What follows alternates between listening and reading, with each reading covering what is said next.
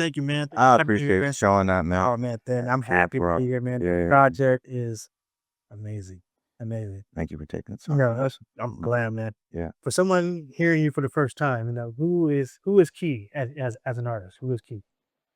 Yeah, so I think, you know, and it's been 6 years for me to kind of like imagine what and who I am as an artist, as the identity has been built differently, you know, for myself, whereas I was a lot younger. I think, you know, it was mainly um, out of the inspiration of my city, my family. I think this has been me carving out my own destiny. And I think what Kiii represents is autonomy, liberation, Right. resistance, you know, claiming one's agency. Um, but I just say it in a nutshell, really, it's like exploring autonomy and kind of carving out my own destiny. And I think that's, you know, a template, if you will, for other artists as well, or even just those that can feel inspired by uh, the the storytelling of, you know, what I do as an artist, Right. whether that be visually or on the scoring side or throughout the albums and content that I push out. Yeah. Yeah. So how much of an artist came from you being in Sacramento, and how much of that came from you actually having to leave the area? Yeah, so you know, I'd say like there's a heavy influence on you know, early 90s, you know, Pac, Rakim. You know, my father was a hip hop head, also an artist. Yeah, yeah. You know, my mother was also a music head, you know, put me on a lot of Lauryn Hill. You know, we had like around the time there was a lot of analog, so CDs, cassette tapes, you know, I've mentioned in various platforms. And my father was also a beat maker, but also a rapper. So I had like early exposure, you know, me getting piano lessons, learning how to play the snare drum, that kind of thing. You know, music was like a part of my early life. Um, you know, and, you know, from there, you know, my stepfather later on down the line, when he entered my life, he was an engineer at Digital Underground. So he worked very closely with Shock G, Raphael Sadiq, you know, Richie Rich, like, you know, all of NorCal was, Yeah, my cousin is very close to Raphael Sadiq as well. man, yeah, I mean, amazing work that they've done in the 90s. And I think I've learned to kind of grow more of an appreciation for it now. But I think even just kind of knowing and being in some of the general studio sessions, because he was engineer as well for like a lot of local artists in Sacramento. So I saw a lot of that, Yeah. you know, like his workflows, but I was too young to really fully absorb. So I'd say Sacramento, like I wouldn't be who I am as an individual for sure without the imprint that just my early development had on my artistry. But I also think me moving to, you know, LA for school at UCLA shaped a diverse palette for music, which I think that's kind of separated me from a lot of my other Sacramento like counterparts at the time. It kind of exposed me to a lot more. You know, I think Kendrick had dropped around that time for sure. Good Kid, Mad City. That's when I started college. But But then also in LA, it's sonically it's different. it's sonically different. It's a lot more lucid. Whereas before I left, it was a hyphy movement. So, you know, so much of even the Bay Area shaped my sound in a way of even just like the energetic, the creativity and wordplay, if you will, you know, the E40s, the Too Shorts, Mistah F.A.Bs, REO Posse, like a lot of different artists at the time. It's just too many, right? Yeah. But I say it's like Sacramento is like the identity. And, you know, throughout then, like LA was kind of like venturing out and exploring what was authentic to me. Yeah. Well, yeah. Yeah. Speaking of Sacramento, you know, what do you think of the pulse of hip hop is in Sacramento right now? And where do you see yourself as an artist fitted into the pulse of what's going on there? The pulse of Sacramento, I'd say, you know, I'm extremely inspired. I mean, you know, I look at what LOOK Cypher is doing, you and Sav, right? And even working with you guys for this short amount of time has just been extremely, incredibly inspiring. I look at what, you know, DiBiase, Mons Rock are doing with Flip a Beat, or Josh is doing with CSSB and his team, his whole entire team. I look at what Sacramento's doing and I see like an infrastructure that I've never seen before, where artists like Jakhari Smith, Nash Boogie, C+, I mean, they've already been there for quite some time, right? But I think we're Halo V, Halo V as well. I was going to mention, you know, various artists that I know you guys have even had on your platform that it's like, man, it's just coming out of Sacramento, you know, like we didn't really have that. So I'd say now, you know, even with the timing of my album, it's, you know, it does feel like a bit of a door has opened for Sacramento, not only myself, but just for the culture, you know, even hip hop, because I think we're getting back to those roots of what, you know, we grew up on, you know, in the early 90s. And I know you for sure have been making beats for quite some time. So I, you know, I know like, you know, it must be vindicating to see our works flourish, you know, throughout the culture and know that there's a value to it. But I think Sacramento's in a really good position, you know. Absolutely. Yeah, yeah. Absolutely. Hmm.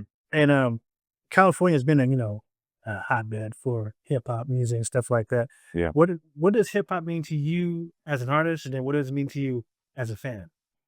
Yeah. I'd say I'll start maybe with the fan Okay. component. I think like, you know, my father put me up on like a lot of funk music, like Parliament, Yeah. you know, My dad as well. Brooklyn, yeah, From Bootsy Collins, like just the whole entire lore, you know, like how they deliver the experience for right. the listeners, you know. But then that obviously transcended into like G-Funk, you know. So I look at like Dre, Warren G. yeah, Warren G, Corrupt, like all of what they've done, I think has like sharpened my respect for the quality of West Coast music. Right. And you look at the contemporaries as well that, you know, I've already kind of talked about, right? Like, you know, Tyler, the Creator, Kendrick, like this Nipsey Hussle have really shaped how music is even marketed and consumed, which, uh, you know, I look at it as like a vital component of like how much I respect music and the work that's been done. Cause I mean, Dr. Dre, I mean, he's just a beast, you know, with how he's There's approached nobody trying to. It's really yeah. nobody as a producer myself. Dr. Dre is no. It's sonically nothing like when you listen. When you have a Dr. Dre record. Yeah, 100%. And, you know, the artists know when they're doing the work, right? You know, and I hear stories, you know, and I look at like, you know, even NWA and just the early stages of what seemed to be like a movement of culture of resistance as like a weapon or tool to empower our people. You know, I think that that's kind of the agency that I've like adopted in my music and the messaging, you know, Right. really like no filter, but like kind of taking some of those messaging and like transcending it into our contemporary world where now it's like we have deeper issues, you know, it's like AI wars now, you know, all that shit now. So, you know, What will separate you differently from other artists that that's coming out like from past, present, and future? What separates you from say like you used to talk about Shoulder V or mhm, Jakhari Smith was also on the album. But what yeah, so let's separate you from other artists that as a fan should be. I think, I think I see a lot of similarities. Like, I mean, we're all from Sacramento, right? And I think, um, like I would say time for sure, like just the timing and the era like I've grown up in and understood. I mean, even my college experience, I think has separated me. I mean, intentionally, I wanted to go to school. I mentioned this before. I wanted to go to school to explore my independence and create a record label. It was like in 2010. And at the time, you know, record deals seemed to be a very valuable thing. Right. But I was taught very early on, like from my mother, you know, to make up my own record label, you know, go my own path. And I think me choosing college was how I was going to separate myself from most artists. But now I see, you know, you look at other artists like that is a thing. And I'm like, you know, it is inspiring to see different artists take, you know, different routes than where I've seen Sacramento, like the political stuff, which is one thing. But I think I find it very admirable. I think all of my Caleb, yeah, all of them have been college educated, you know, and I think that's what we need. I'd say at a mass level within this year, what would separate like my work amongst my peers across the board, whether it be, no matter if you're signed or you're in the East Coast or you're Midwest or the South or even out the country, is, you know, 2 years of intention, you know, like 1 year of like life experience, me just taking things in since Reap What You Sow dropped. And then like another year of just locking in on production. Where obviously the production value and the amount of intention in the creative side and how I've kind of explored the range of writing and styles, I think separates me. But qualitatively, I think on like the detail in production, the detail in every word, like challenging every single word, you know, and the messaging as well as clairvoyant and vulnerable as I can make it. Different message than typical stuff. It's really my story, right? And you know, but I've kind of been painting a picture of like not only my life, but how I've visualized the Western world, you know, take place decade from decade, you know, really like the 20th century, the 21st century, and like why I feel a little fall. I think that concept in itself, the mode of the album as like an art exhibit, you know, in the future when you're visiting and you're seeing like the fall of the Western world, you get to see like the little artifacts of the Statue of Liberty under the ground. And, you know, you're just kind of like making sense of why this happened. I think driving questions like that is what separates where I'm at with most artists. You know, it's the world building, and the world that I create is unique to me, and I think that's not an ability exclusive to me. I think there's just a lot of time that like and attention to detail that I put into it to come up with it. And speaking of you know, the world today, you know, political stuff. Back in 2020, spring of this year, you know, you had a rap civil war. From your vantage point, what was the moment? What was that? How did that make you feel? Yeah, you know, Joey Badass, Vaughn. It was like January where Joey Badass kind of threw a shot at Dot, and then I think maybe it might have been like a layup when Absol and then Joey Badass, they did like the Red Bull. He had Big Sean in there too, which is funny. You know, Big Sean always there, but he you know, but it was fun. You know, it was a dope experience watching, you know, two MCs, you know, one really try to shoot, you know, across his level. They both came from that era of time, you know, they're like veterans in the 2010 era. You also have like an underdog like Ray Vaughn, who's not like, you know, he's just nice. He jumped in the game like swinging. So that inspired a lot of rappers to, you know, like join in, throw shots. You got rappers, I think it's like a list of like 80 artists at some point that somebody tracked it on one of the media platforms of just how many artists in like a spreadsheet. And it was, they made playlists out of it, you know. Like, I know it's a lot when you have to do a spreadsheet. We couldn't even keep up. And you know, they opted out, you know, because it's like at some point, like it wasn't even about Ray Vaughn and Joey Badass. It was like they couldn't continue. So I think it was a great moment for hip hop, but we still didn't really get to see how that would, you know, translate. But it was fun, even kind of participating into it, you know. Yeah. And also, you know, we heard this is from The Reason, you know, King Los, you know, all right, some direct, you know. Yeah. Are you drawing the line between, how are you drawing the line between your art and theirs? And what were the reactions? Yeah. I would say, you know, like Nyck Caution too, you know, I worked with King Los before on one of my records, and I speak very highly of his work and his legacy, you know, coming from Baltimore and his ability as an MC. You know, and then, you know, there's also a nod to Reason. If I'm throwing any shots, there is a level of clear respect to throw a shot, you know, and I'd say, you know, for me, it's the competitive nature. I think King Los, it was like around that time when all that was happening, he was like, nobody could try me, you know. It was like anybody I ever worked, you know, it was like, oh really? Like, and it was one of those where it's like, I work with you. Like, so he's like, dude, like, I'm not impressed by none of y'all. And I'm like, oh, all right, boom. So you kind of felt like he was talking directly. Boom. And then, you know, the fans, like the Super Troopers, he got a cult following, you know. And I'm like, you're like, you know, they throwing shots at me like, how dare you come at the king? You know, it's like, all right, I'm gonna throw another one.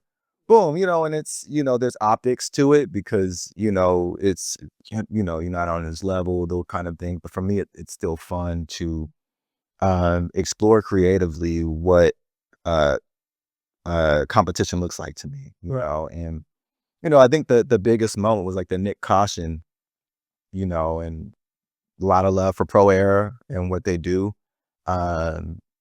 When Elliot Wilson even kind of like saw the moment of the genius post that I put, and you know, I think that was like, you know, a great moment, because I think it actually I spoke about a lot, you know, within that moment, and spoke directly to him. Yeah, I mean, I think it was just fun for me. You know, I actually appreciate the competitive spirit in hip hop, and I think that it is necessary. It's what sharpened a lot of MCs from the early 90s. Yeah, that was my next question. Like, Yeah. how do you like competitive in hip hop has always been there. You go back to, you know, Carols or MC Shan and all that stuff like that. So battling, go back and forth. What did I think you kind of answered, but can you get in more detail about how competitive being competitive in hip hop? How do you feel about that? Yeah, I mean, it's The competitive. like I said, I think it's necessary, and I think, you know, even like family and you know, close ones to me, they're like, man, I don't get it, you know. But as a MC, you know, and unfortunately we don't. It's not like sports where you have metrics to compare who's nicer than who, but it's always in the nature of the spirit of you know, amassing people to witness a moment of two MCs sharpen their swords and see who ends up, you know, remaining at the end of whatever. And that could either be, you know, an ego death, and you know, that could either be, you know, just one of those moments where they both catch one or they both throw one. And I think it is a sport, you know, even just the nature of writing and writing in form of resistance to a system. Like, I mean, as an African American culture, it is competitive naturally because it was meant to resist like large systems. For me, it is a point of my voice, but it's also a way for me to distinguish myself between my other counterparts, not in like indifference, but in like, this is where I stand, and I stand here, and this is the difference between me and whomever I'm addressing when it comes to that. But the album is a personal development, right? So there's a separation of, you know, the competitiveness and then what I put into like something like Voilà, you know? Right. Yeah. Speaking of, you know, competitiveness, Thizzler dropped their Oh man, bro. Yeah. top 50 list of Bay Area rappers, and they have Bro. Yeah. our brother LaRussell at 50. Yeah. They put LaRussell at 50, bro. And shout out to LaRussell, you know, I think he's a pioneer, how music is consumed in the modern world, right? I mean, I think he's also dictating what's happening in the industry as well. Oh, 100%. From the shares of ownership in his music is innovative, to the name your price on ticket sales, to the backyard. Yeah, absolutely. I mean, just everything he's doing is to challenge how the model should be. He's creating a whole new business model for the industry. So for them to say, you know, 50 is just out of 50 is disrespectful. I mean, you got like, and no offense to G-Eazy, I fuck with G-Eazy, but like, you know, you got G-Eazy over Digital Underground. You got G-Eazy over, they put G-Eazy over Brother Lynch. And I think they had like Brother Lynch at like 34. Yeah. I don't, you know, it must be rage bait, right? Like, I mean, to some extent, that's how I make sense of like this guy that, you know, I mean, it's Brother Lynch. It's Digital Underground. How do you put G-Eazy over? We wouldn't even have some of these names without, and I'm quite sure even like LaRussell would admittedly say some of these things, you know, to some extent. We all know. I don't even think they had Ann Banks on that list. Yeah, see, and you know, that's, you know, me as the producer, Ann Banks is sonically shaped a lot of that Bay Area sound. Yeah. And he doesn't get a mention. That's kind of, I think got some things right, you know, Mac Dre, of course, you know, of hieroglyphics, you know, but that's kind of where the competition stuff like kind of misses me naturally. Like, I don't even know how you could quantify a list of top. And then I feel like low key it kind of disrespects Sacramento, because I really didn't see too many Sacramento artists as, you know, SIBO in there or nothing. So I'm just like, you know, how dare they, right, in a way. But yeah, huge knock on Sacramento for sure, for sure.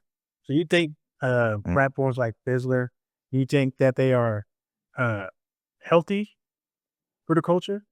I mean, my thing is, you know, And I think it's quite controversial, like even with the artists that they platformed, right? And this is just on me, you know, the way I feel strongly about, you know, our culture, the independence of artists and the livelihood of artists. You know, I think that, like, obviously you can't control politics, No. but you know, if the artists that we're putting on, if I have a record label and the artists that I'm putting on are blowing up, which is dope. Yeah. If out of my 10 artists, 9 of them are a lot, 9 of them are, you know, dead and gone, and one of them is the remaining one. Like, I don't know how successful, and it's not like a deal, but I think just the infrastructure that's supposed to support the artists, and I mean, being real, the black body, you know, it doesn't seem protected to me when I look at the infrastructure of the music industry in general. So for me, I don't know if the entire industry is completely unhealthy. I don't, and I think there should be some changes to it, you know. Now I think they've done a great job at, like, standing up an infrastructure. Right. But I think that it's really told, you know, it really set a pace for a lot of younger artists, you know, in the 2015, 2025. I think they really been hitting it since 2018, 19 Right. onward, like, that's the route you go to make it. And I think that set a lot of, like, paths in a different direction, Right. you know. And so but then, you know, there's also the consumers too, you know. Yeah. We, you know, but it is it's an ecosystem that I think, like, should be addressed rather than the platform itself. I mean, there's monetization there, but yeah, I mean, it's kind of part of the issue. So what is your Mhm. stance about, you know, recently happening with Charlie Kirk? Oh, Charlie Kirk. You know, what I would say is, you know, it is, you know, we live the Western world, right? Like, it was born in violence. It was born in blood. Like, it was established over Black bodies and Native bodies, you know. And I think that reality is something that, like, you know, uh, African American culture has been numb to. Now, within that, you know, like, I dropped the 4-piece, you know, of the Alchemist beats, you know, The Law Is Me. And I was like, you know, they put Trump in office twice, you know, just to scare niggas, you know. But when Charlie Kirk got hit, they got scared of niggas. Right. And that's, for me, where I look at it, where it's just quite ironic. Like, it's just irony in being able to weaponize, like, the political realm to strike fear and marginalized groups. It ain't just African Americans, right? I mean, you got LGBTQ, you got even just our women bodies being impacted by the administration, you know, striking fear. But ironically enough, you know, I think we were the first people to blame when it happened. They instantly thought it was us, you know. And or at least, you know, leftist point of views, you know, like, it must be, you know, that kind of thing. But I think that's where the irony comes in. It's like, no, it's one of your own. And, you know, I don't have any conclusions about that. I think that, like, we live in a pretty sick world in the Western world. I don't agree with the Western culture, and so from the health institution to culture, music culture, to mental health, down to education. Like, I just don't agree with a lot of it across the board. So of course, you know, I kind of stand on against, you know, the violent shit. But, like, Sacramento, NorCal, Modesto, Yeah. we all grew up in that shit. You Right. know, like, that was something that was very normalized to us. So yeah. And your album, Voila, it's a museum depicting the fall of the Western Yeah. civilization. Yeah. And right now we have a you know, immigration, Yeah. not, I won't say crisis, but immigration thing going on. Or a war, yeah. What's your thoughts about that? It's like a war on immigrants, you know. I think it's like bully mentality to me. It's like, okay, well, we're just going to pick on, like, the weakest link, and they're not. They stand the whole country up, just like African Americans have. And it's not just, you know, our Latinos, Latinas. It's our you know, other cultures, you know, from Ethiopia, you know, Jamaicans that are out here that have, like, built a life for themselves that are now a target.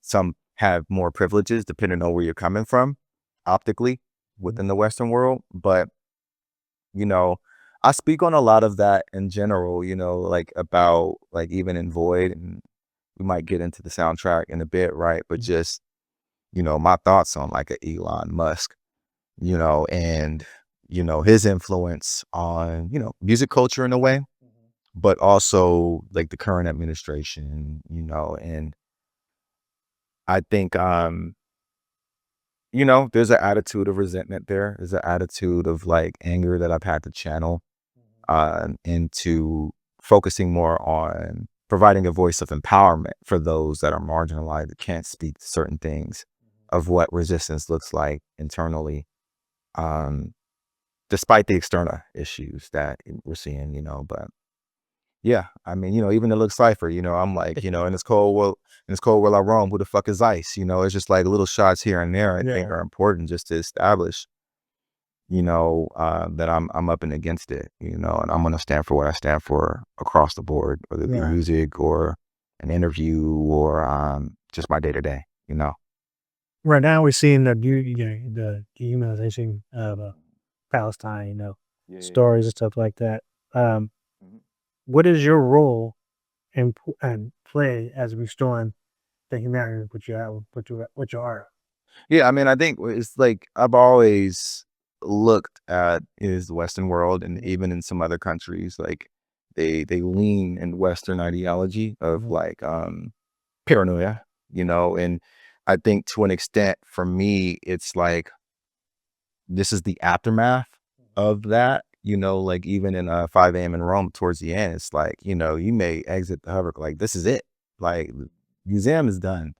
The rest of it is after that is when gods leave Earth, you know, and it's just like, yeah, we're here, you know. So I I'm not fond of, you know, anything that I can relate to as a black man with what I've seen happen to my people, our people. Yeah, I mean, I know what hits me in my heart. Um, and you know, I've never really agreed with um, you know, Western ideology and alignments. But I also think that you know, it can't be ignored, and at any given point, it's important to address. absolutely, Um, absolutely. yeah, You spoke of Elon Musk earlier. You know, I think Tesla is more of a AI company yeah, than a car company. yeah, You know, so speaking of AI, what's your thoughts about AI generated music yeah. in videos and stuff? Like, you know, we got the Tupac at the Golden State Warriors game, or, you know, I remember. Thug and Ernesto Rogers and stuff out there. Man. What is your, and also Timbaland with so what's your thoughts of AI and where is that going? And do you are you thinking about using it possibly? So two things, right? Like distribution and music. It's already an issue, like with botting, right? Yeah. So like bot farming, that's one thing. Another thing would obviously be the creation of music. I think like 70% or like, don't quote me on it, 70% of Spotify's catalog is like AI, right? Yeah. Like, and when I've heard of this, I'm like, man, that's like quite bizarre. It is. And you got to keep in mind that how they do the splits, right? Like how we all get our income. It's not like I'm doing crazy streams, so it don't even matter. I'm just speaking for the average artist of potential, you know, that like that share of income is split between all the artists each month. And if you got 70% of robots creating, you know, who's behind the AI, And who's really getting but then half of that shit is fake because it's bots, you know. So then you got robots listening to robots, and it's just for me, I think it's stark. I think what the streaming industry was trying to do with pirating, it took it from one point to another, but it eroded the relationship between the artist. they get overcorrected? That's the parody. Think that. I, I think what it did was cheapen music, like because I mean, uh, if it's pirated, it's stolen. Yeah. But there were people that still valued the music enough to pay for what it was. I mean, you still had like CD men that were selling CDs. You had that, but you're going to have people that valued it for what it was. It could pay $10, $15 to $20 on a CD-ROM. And I get technology, lossless, you know, even vinyls, but these were expensive back then. they were. They were expensive. Yeah, it's just for one album. But I think now it's like we trade off exposure. Like I could get my music across the world now, but now there's another million for every artist. There's another million artists. Right. So it's made people not really appreciate the individuality. It's made it more of like, okay, how can we playlist? We only listen to full albums. The consumers nowadays, they're just like, you know, how could you have an attention span, right? I mean, with all the music out. Right. I think albums still matter. If you look at the top artists, Yeah. their album like Kendrick, you know, J. Cole, Yeah. if you want to say Taylor Swift. But they came from the blog era, you know, like a lot of these artists were established for quite some time, you know, where they have that infrastructure, right, the machine, and even if they kind of walked away from their labels, I think they've been able to sustain what they've done. But there are no artists that are like that have that kind of machine behind them, and it's social media, and you know, it just seems to me that like the major record labels are like kind of fighting for any kind of power that's remaining from the shift of the industry, from the traditional model to like the streaming model, and now the TikTok model, you know, that kind of thing. So yeah. All right, you know that I'm co-founder of LOOK Cypher. You were on an episode. That episode should be dropping December 6th. Yeah. Shout out to my brother Santan. I love you, brother. Hey, shout out Sad, bro. Yeah. I mean, and also LOOK Cypher. How you feel when you came in to work with us, LOOK Cypher? You know, like I said, I mean, I think you guys hit the ground running, you know, with the platform you guys provide, the storytelling, the media, the interviews, the very intentional, the quality is competitive. Right. I haven't seen anything like it, you know, from my eyes. I appreciate it. But it's, you know, you guys work with 80+ artists in a year. Yeah. So, you know, even having like the Cypher was fun, you know, shout out to Jamil, shout out to Danny Ali, because they were on the Cypher with me, right? And nice MCs. I was hoping I got like some dope ass MCs, you know, and I did. And I think it was a dope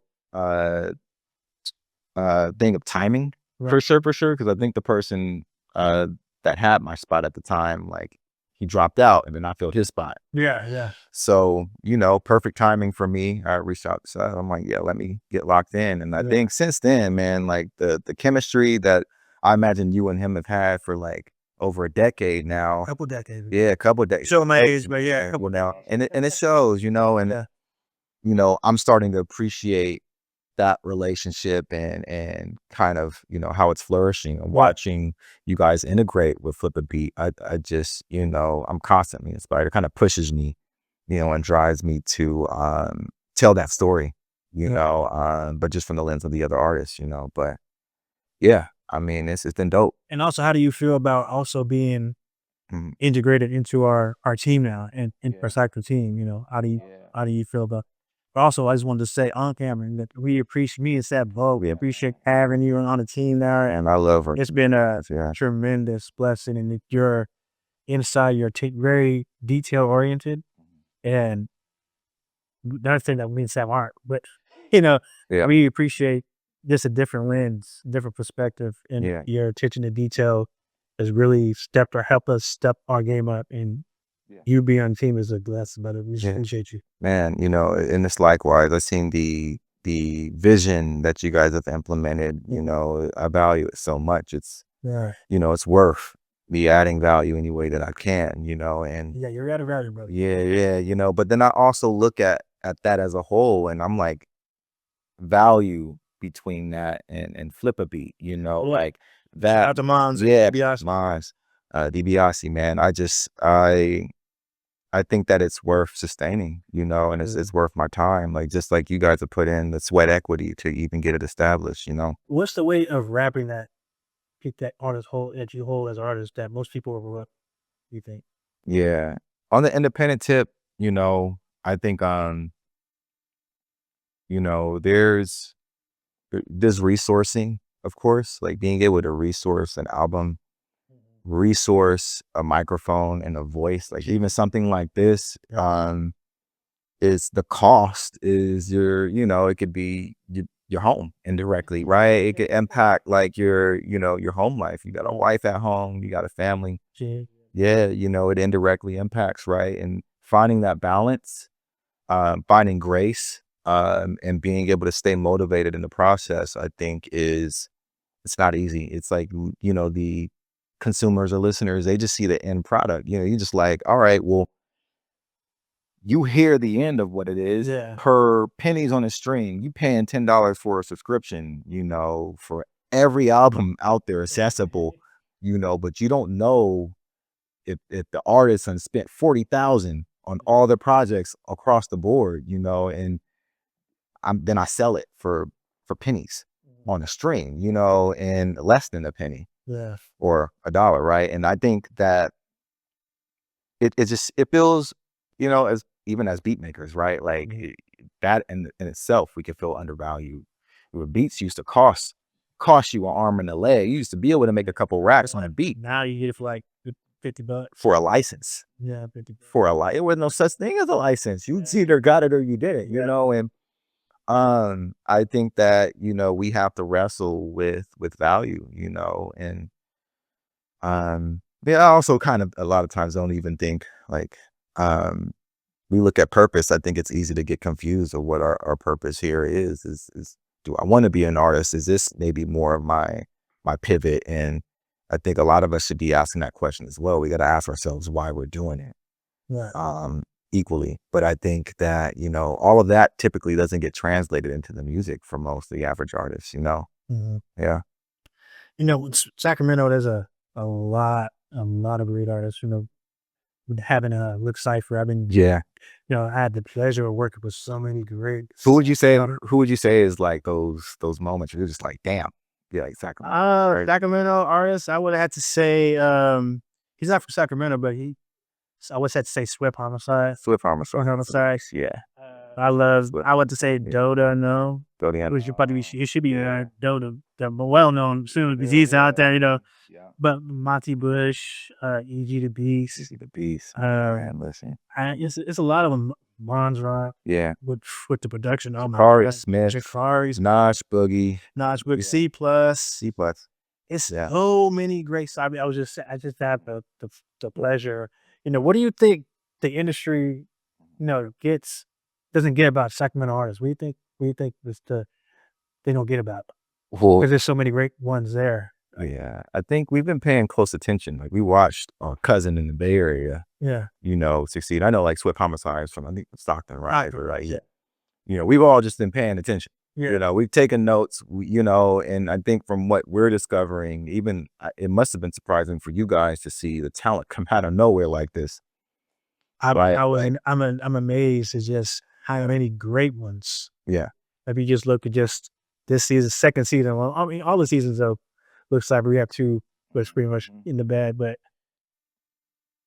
they're amazing artists. And I go back, I look at their work, I'm just like, yeah, these guys are great.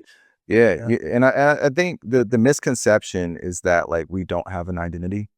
But what I would say is the light that was put on Sacramento was really on the politics. It was really only on the push and pull between some of the like street politics. Right. It never shined a light and never provided like nourishment for the creatives, like the artists who really are, you know. And I think even like Benny the Butcher was like, he mentioned the nerd comment. He was like, you know, basically kind of ousting his audience of like, they're all nerds. What's going on with the industry? Like, nerds run this shit. You know, nerds are the beat makers. Nerds are the engineers. Nerds are the people that like carve out. Alchemist is a nerd, like, but it's a genius, you know. And we're super genius. And that's what I'm seeing in Sacramento. And I don't really care if anyone does or not. Like, I think it's a story worth telling. And for me, like at any given point on any platform I'm on, I'm going to always big up it, you know. And I think most importantly, that I dare to say that it will set a tone if it is sustained down the line. If it is sustained, I think there's still like all these artists that you mentioned, they still have their own path to go through. Right. And it may not be easy, you know, including mine, you know what I'm saying? So I just kind of, you know, ask for grace as a Sacramento artist, you know, because there's a lot that you have to navigate. How has Sacramento shaped your sound as an artist sonically? How's that shit? How's just being around, like, I mentioned all these great artists around? How has being around so many great artists in Sacramento shaped you shaped you Yeah. out of sonically? See, like the, you know, the 90s, the late 90s, you know, like Sibo, Brother Lynch, even Marvelous, you know, who was a close friend of my father, you know, they rapped together, yeah. AK the Teflon Don, like he's from Frisco, but he, you know, he grew up with my father as well. And I think that relationship and those artists at that time gave me a sense of direction and pride. Like Sacramento artists and Sacramentans, we're very prideful, right? Like we love our city, and I think that, like, for me, that's something that will never go away. You know, even Sacramento, they love our Sacramento Kings. They love that. They love the theme, all of it. You know, you know, and I think there's plenty of room for growth, but that's kind of like it's resilience. I think that's kind of shaped within me. You know, my family and seeing how they've kind of guided me along the way. Yeah. Well, your album. Yeah. Voilà. Let's get to it. Voilà. Voila. What are you trying to say with this album? Like in one sentence, kind of give me like a rough, like what you're trying to say with this album. I know you say it has it's in the art of it. You know, you look at West, but where are you really trying to say? Well, like reap what you sow was like, this is what you get, you know, like voila is like, you know, this is what you get, you know, but I think it's really the undertones that should be paid attention to in each of the records, right? Like the tone and the spirit of me is channeling those marginalized in the culture that we're oppressed by. It's a voice, you know, or at least try to channel that voice through different modes, you know, and I think that's kind of what it is, right? Like 5 a.m. in Rome is just, it's pure anger, you know. That's one of my favorites. Yeah. I mean, and Pacifica is like grief, you know, survivor's guilt, right? Like it's pain, like, you know, and it's reconciliation, it's grace.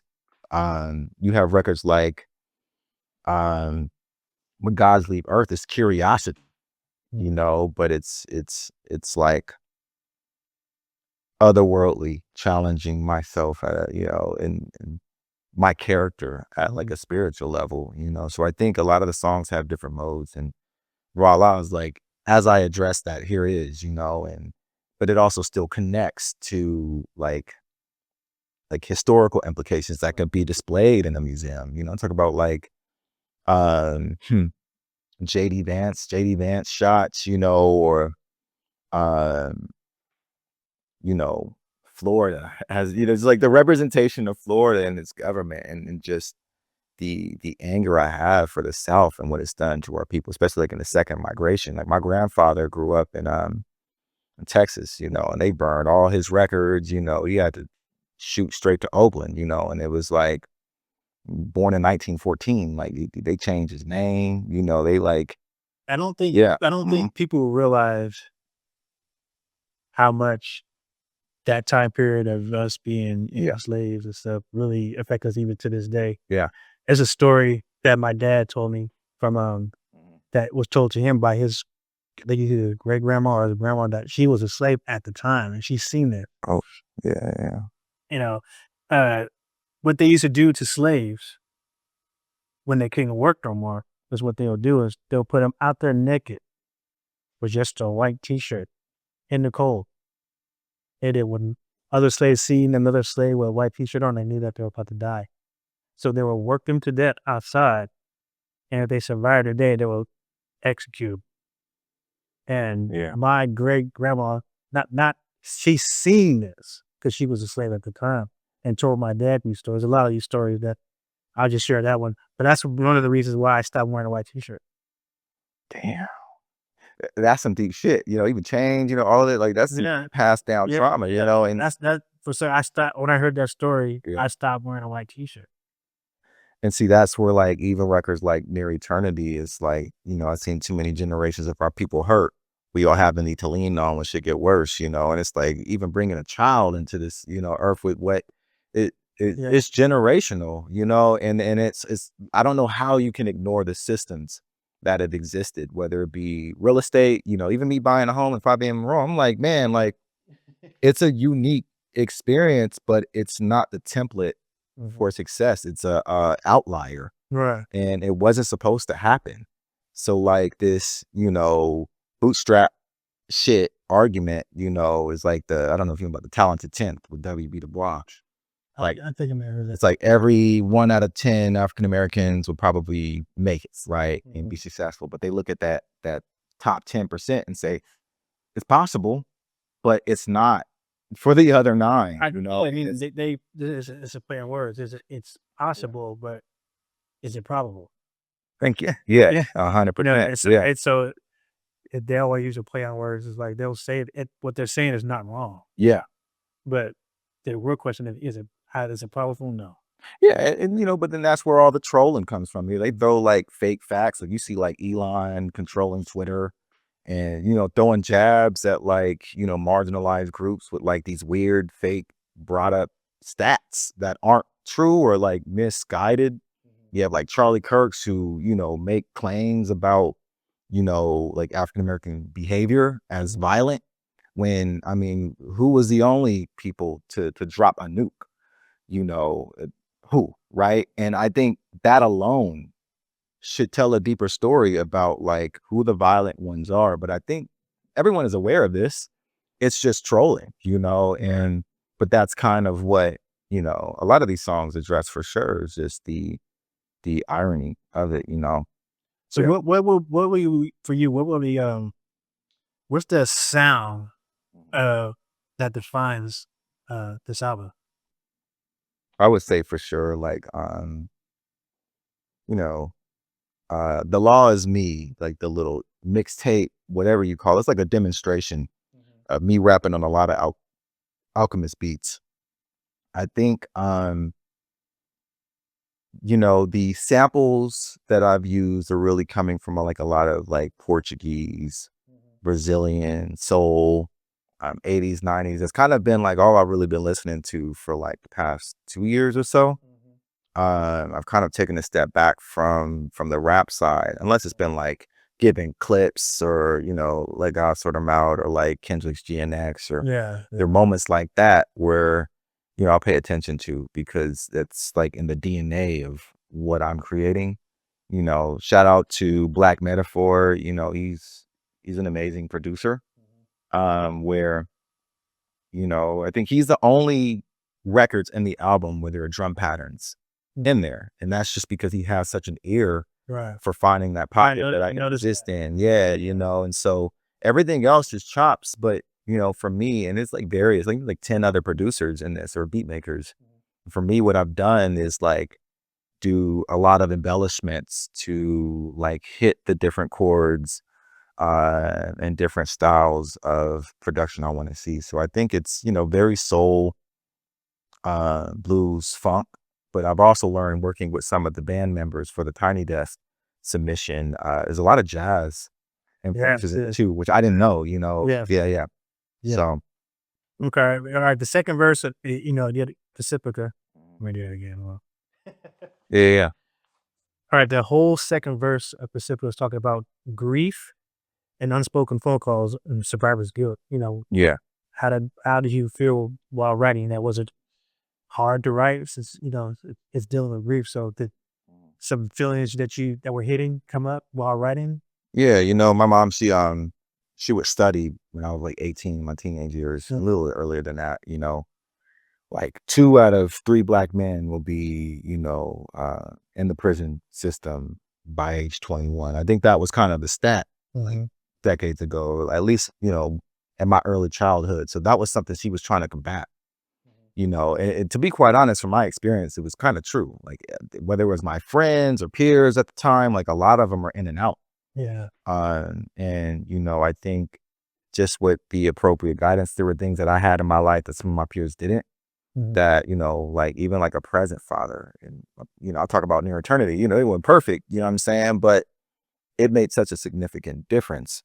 But a part of that, me going to UCLA was, you know, survivor's guilt. You know, a lot of the dudes I grew up with, I had rap groups and friends. These dudes in prison for 20 years, you know, all for just, and, you know, even just a specific story, he knows who he is. He's a very close friend of mine, and he actually beat the case, you know, because he, you know, just a bright, brilliant individual, you know. But when I wrote this, he was still in there, and I did not know. You just never know. So it was kind of almost like closure for me, because it's fighting this case for 4 years.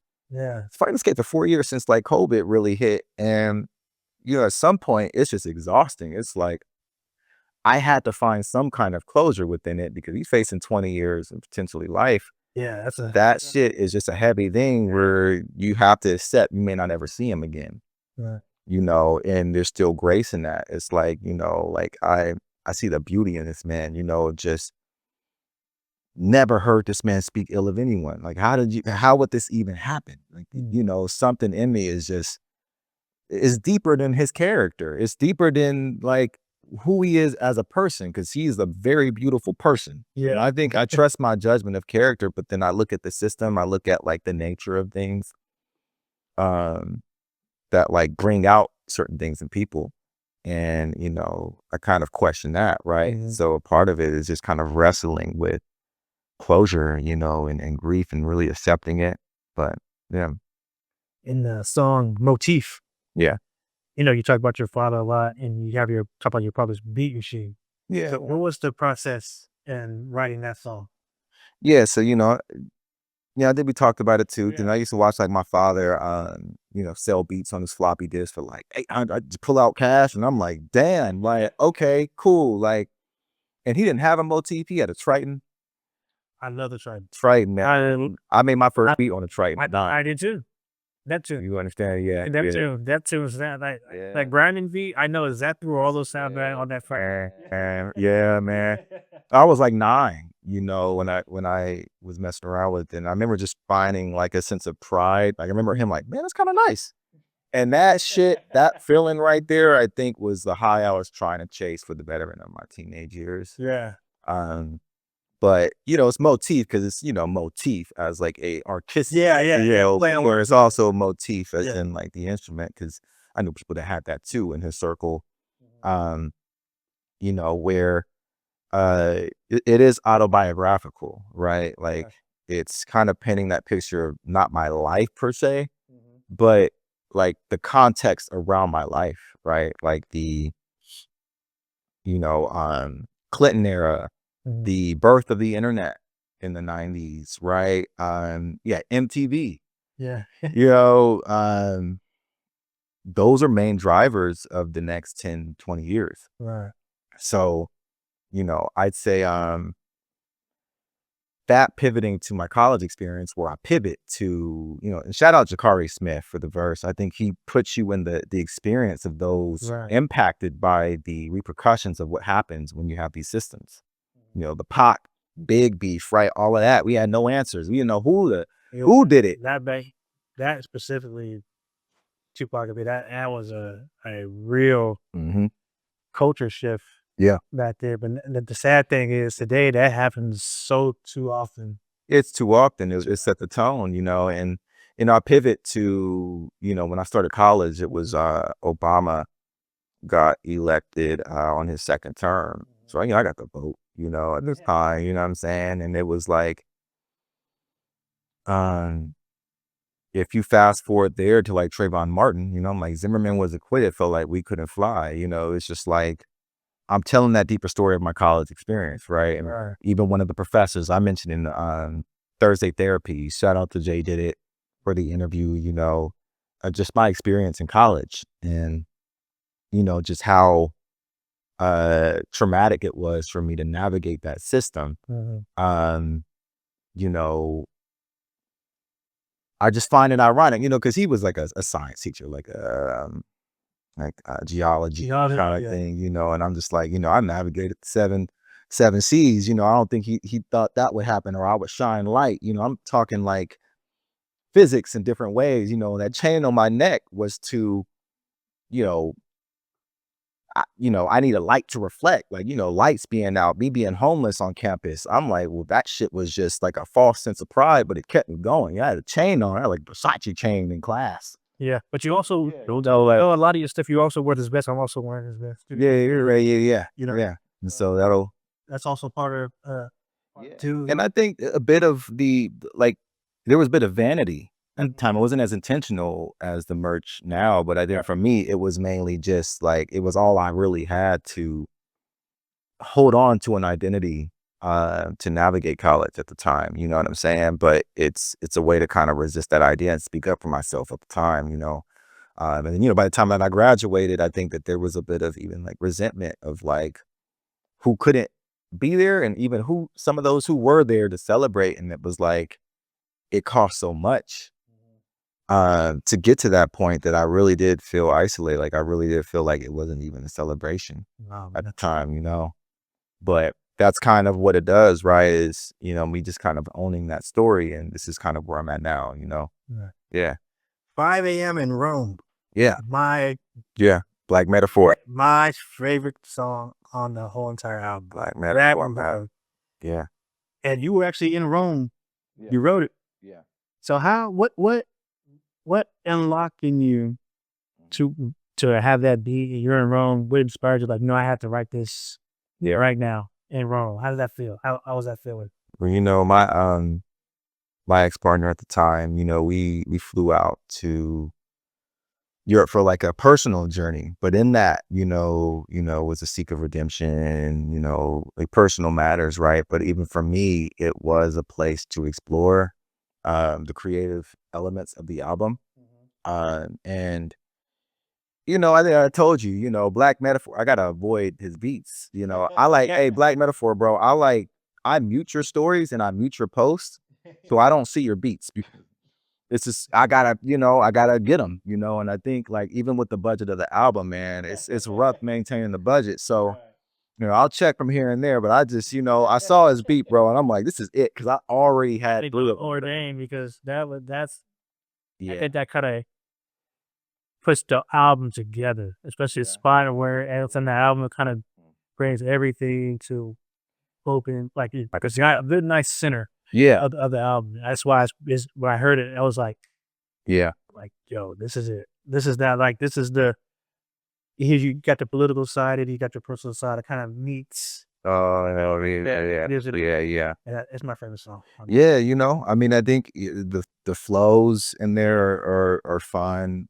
The extra instrumentation that I added on top of this production, I played him the beat after the song after he made it. He was like, "Oh, I already can hear extra shit that you did to it.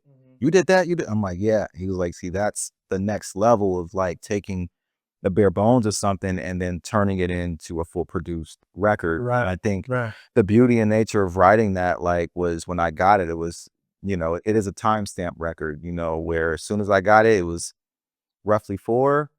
I barsed out of there, you know, and then just roam. You know, I went through the streets, alleyways. When in Rome. Yeah, you know, I'm like, just, Write a record. I love writing, man. Like, Jay-Z has said in one of his interviews, it was like a documentary style where he would write in his head, he'd be on a train and he'd be like, it'd help him with space. You see in different environments. And for me, I've just always kind of like valued that. And so I ran with that, and just anything new, like it would give me a new bar, you know, or it's like, I remember just even hitting with the, you know, the Amber Rose bar, you know, but I still made money off that. Yay. Like, I'm Amber Rose. I was like, all right, cool pivot. And then we even bringing my studio equipment there at the time, being able to actually record it there, I think like, that's actually dope. Yeah, it made me stubborn on re-recording anything, because it's the only record where I recorded like once and I did not go back to it. I was telling you earlier today about don't overproduce. You know, Sometimes you need to. That's it. Put the period on there. And shout out to DJ Komari. I mean, you know, he's worked on my last 2 albums, but like he is like a good friend, but he's also like a good he's almost basically kind of like executive produced the album, you know, as well as Melange as well, who's just been like, you know, a part of the landscaping of the album and like the feeling and emotion and me being able to find the emotional palette and literacy that I've developed along the way. But I think within that, it's helped shape like a very specific sound that I don't think you're gonna see in Sacramento or California at all. I think it you know, like Metaphor is from the South, you know. Yeah. A lot of the other producers like Torelli, he's from Brazil, I think. Like a lot of my producers are like not in the States, you know. Yeah, I bet still. I bet that also Yeah. sonically creates the whole, especially since you have it based on a part of it, Yeah. and people will get to kind of look back, and I think the different producers from different areas gives you a different lens, Yeah. you know, view certain things too. Yeah. Yeah. But you also have Mr. F.A.B. I mean, Jr. on, you know, you had him on Flight 286. Yeah. How was it, man? How was the book? How did I come about, Mr. F.A.B.? Man, shout out to Mr. F.A.B. I mean, Shout a out legend. Era. Yeah. Dope Era. Shout out Dope Era, you know, and Music Mondays, beautiful platform for artists and musicians. I went and performed out there in Oakland while I was trying to do like the pre-exhibit for the album, which is like a set of performances in Oakland, Berkeley, Sacramento. And it was probably the most received I felt this year. It was like one of those staple moments for me as an artist, like being that received in Oakland and just like, man, this is my Like you was seen for the first time. this is my audience. Yeah, I mean, this is who I'm speaking to. Right. And I don't think I saw that with the previous albums because, you know, COVID and it was just like not the timing, you know, and you know, now I can see it tangibly. And you know, from that, like he's just a hustler, you know, by nature. So I reached out on some just valuing his time, you know, and he laid down his verse for Black Metaphor with production again. You know, but we worked Black Metaphor, like, so 5 a.m. in Rome, he already had. Flight 286, I picked the sample. I'm like, I want some Pimp C, like sound bites in there. I picked the sound bite. I'm like, I want this. And he knew exactly how to chop it up in a way that was like received. And, you know, some of the other instruments in there, I've added to it. But I mean, you know, and then the flips too, like even trying to take that, like the bridge sections. Yeah. That was completely on my end of just trying to pivot with the production to kind of keep it, you know, keep you on your toes. But, you know, I think what Mr. F.A.B. did in his verse was tell his story minimally, right? Like 8 bars, right? But he did it very eloquently. I think the record in itself is one of my favorite ones. Oh, for sure, you know. Yeah. You have Stevie Crooks. Stevie Crooks. Twice, you know. What does his voice represent in this world of blah? Yeah. Stevie Crooks, man. Shout out Stevie Crooks. I think you know, we have a really good working chemistry. He's a brilliant mind. You know, he's from the LA region, right? Okay. So it's kind of like the 2 different worlds of the same coin in California, I think. But he's always had a respect for. He's like the Nash Boogies. Oh yeah. You know, the C+, but in LA, you know, and he's just a beast, but he's also like, he's a giver, you know, for the culture, you know, and, you know, it started off with one of the beats that I purchased from him. And I'm like, you know what, this would sound nice with you on it. Yeah. And that record is called Source. Okay. It's not on the album, but it almost was. And from there, make a deluxe version and put it on there. Make a deluxe. Yeah. I love that record. It's dope, you know, but I think what he represents, is like the shadows, like even like shout out to his upcoming album Lots, right? I think that like what he represents is the darker side of things, you know, where I'm at in my approach. And I think that like I don't think the times where I included him in, like even in Stranger Things or Babylon, like there was not much I can say anymore from that point that I think it was important to have him on it. And I think he's just done excellent. He always took very close care with our works, you know, and yeah, just perfect execute, especially with Babylon. Like I think his you can see his world very vividly. It's just bizarre, you know. Yeah. So you get ready to go on tour next year. Yeah. Yeah. So how is it being an artist and also being the operator of the whole tour? How do you navigate being the artist of the tour and also being the operations manager and stuff of the tour? How do you navigate those two worlds? Project management, I think that's helped significantly in having the resources to delegate. But I also really can't do it without a team either. Right. So, you know, even now, like I am looking for the appropriate infrastructure to sustain it. But I think right now I have it nailed down to make sense for the album as I roll it out and create an experience for the artists, you know, that are a part of it, as well as the listeners who've also contributed, you know. Um, but When does it start next? I know it's next year, but what time next year? probably be like the second quarter, Okay, right? Like cool. in springtime of 2025 or 2026. Yeah. Yeah. 2026. Yeah.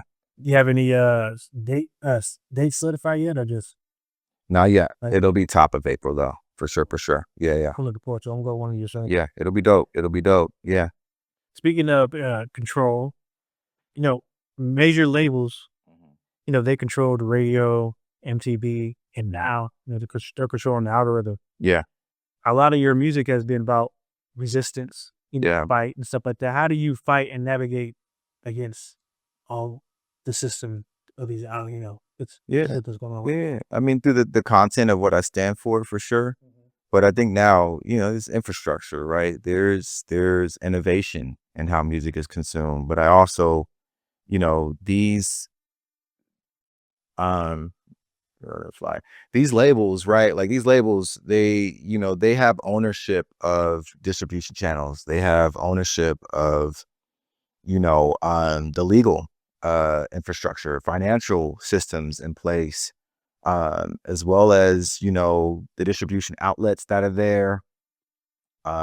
50 plus years of a catalog, you know, from you name it, right? Motown, you know, Michael Jackson, Elvis, like all the way up to where we are now, that I think it's hard to compete with that kind of thing as an independent artist because you don't have a machine behind you, with capital behind the push.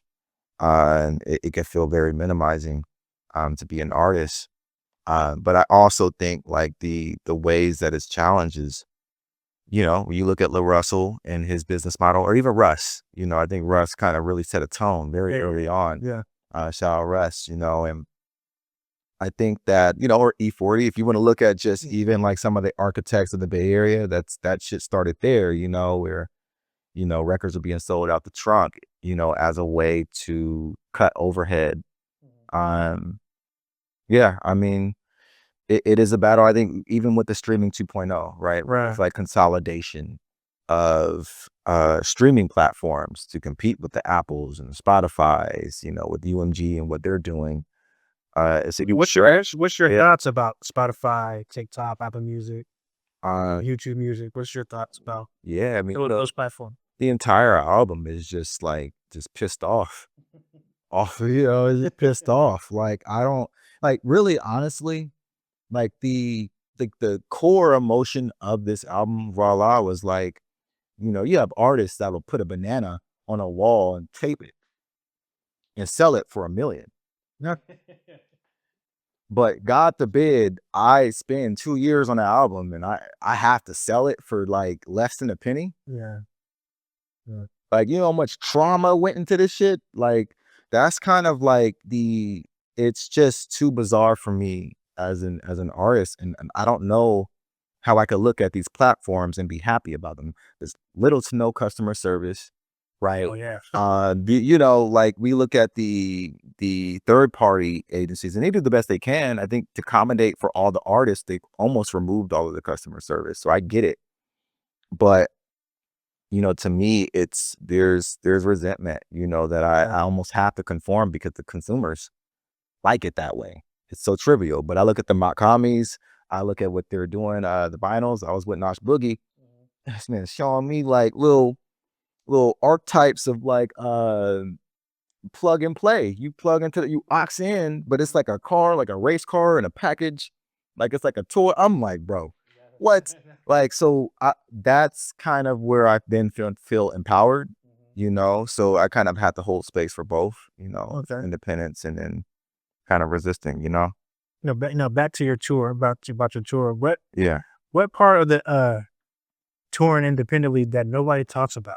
Like, what's like the things that nobody would talk about? 'Cause they all show, when the show sold out and everything, but what's the hidden stuff behind touring, like that nobody really sees or understands? I guess just the funding and coordination, facilitation of resources, whether it be the venue or the sound system, the DJ, other artists, like, you know, even have openers, and the value that they bring to it. And like how I see that value is like, you know, as an opener, you're really kind of like filling space a lot of times, right? And most like, especially like with open mics and stuff, you know, I see that like there's a struggle to stand up like an infrastructure of live performances that actually value the time, Right. that can value it, even if it is value, that it is actually like implemented through exchange of monetary value or some growth and career kind of opportunity.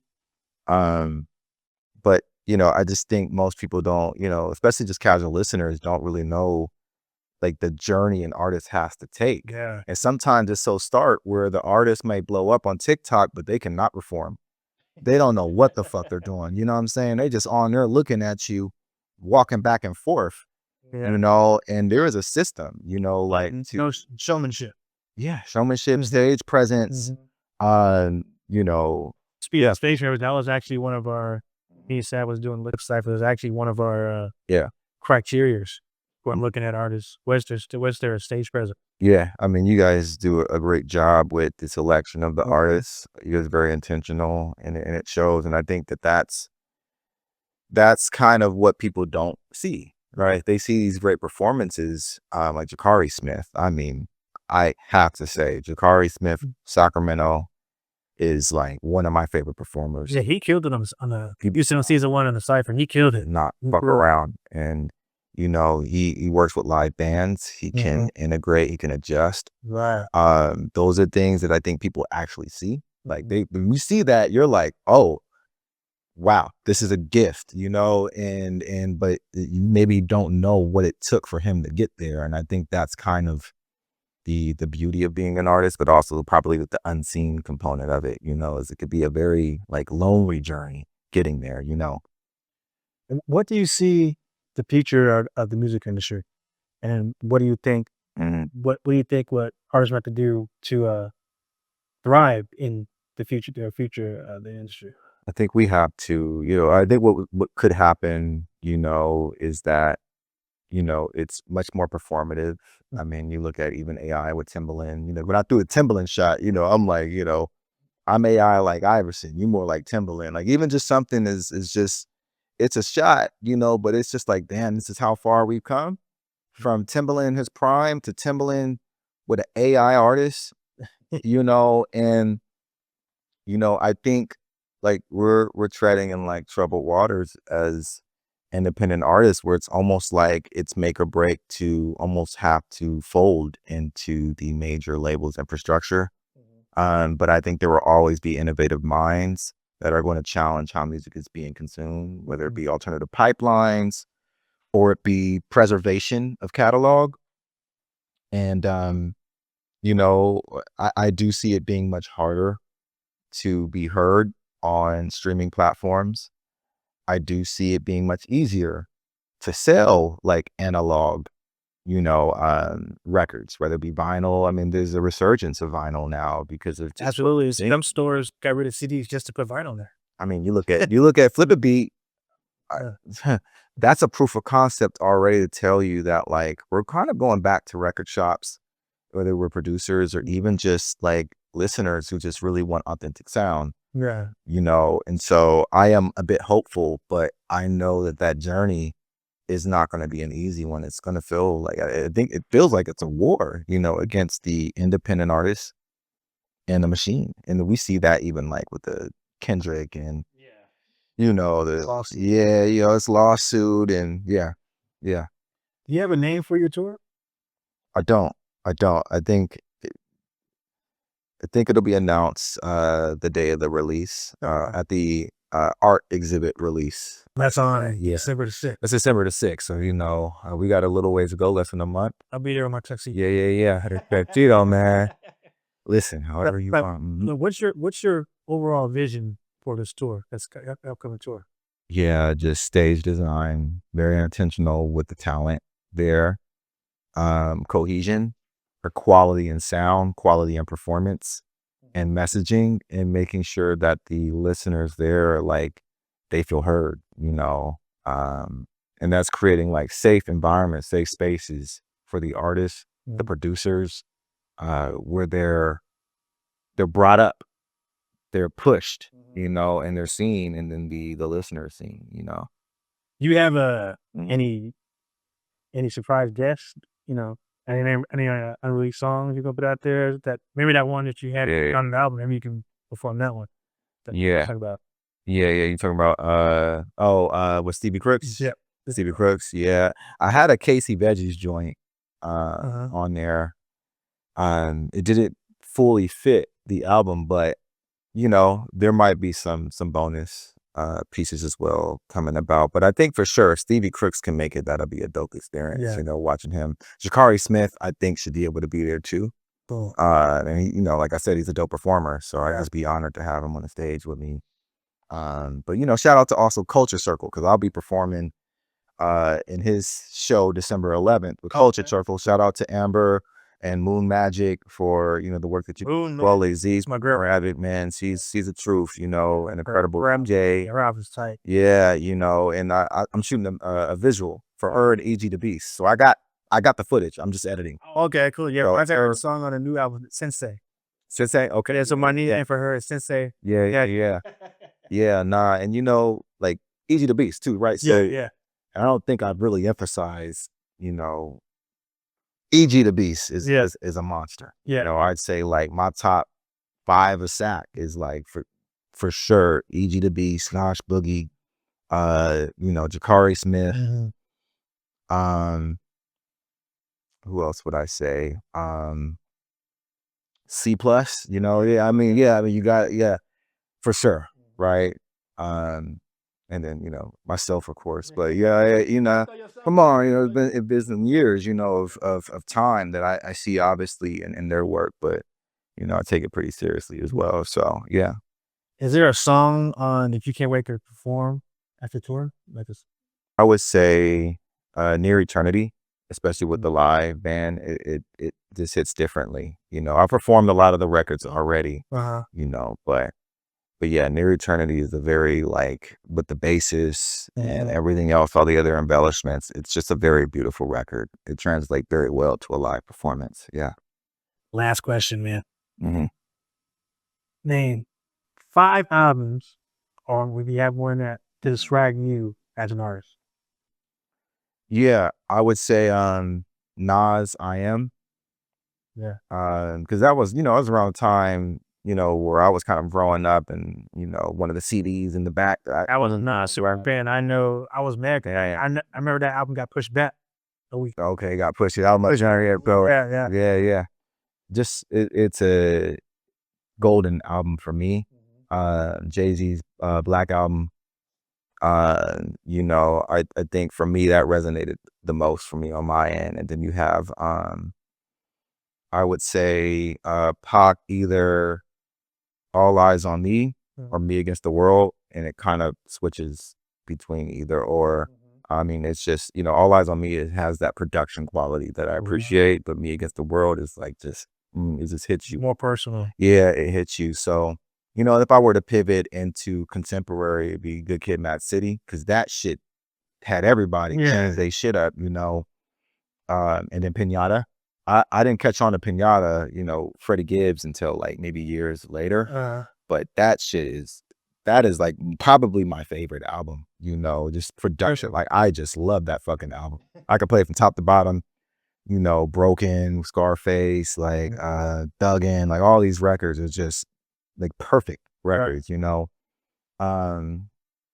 And then I would say, yeah, I would just leave it at that, you know, or maybe even let God sort them out. If we even just keeping it current with this year with clips. Oh yeah. That one would be like icing on cake for me. I feel like that's just, it's hopeful for me because the vets rapping at this level, you know, where, yeah, you know, that's kind of what keeps the needle moving. Right. You know? Yeah.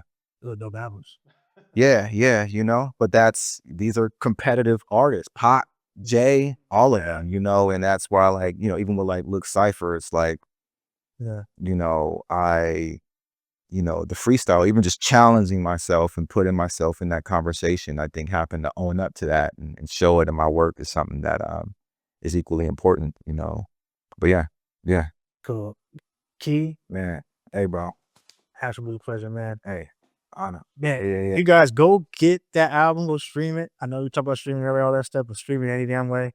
It's called Voilà. It is an exceptional album.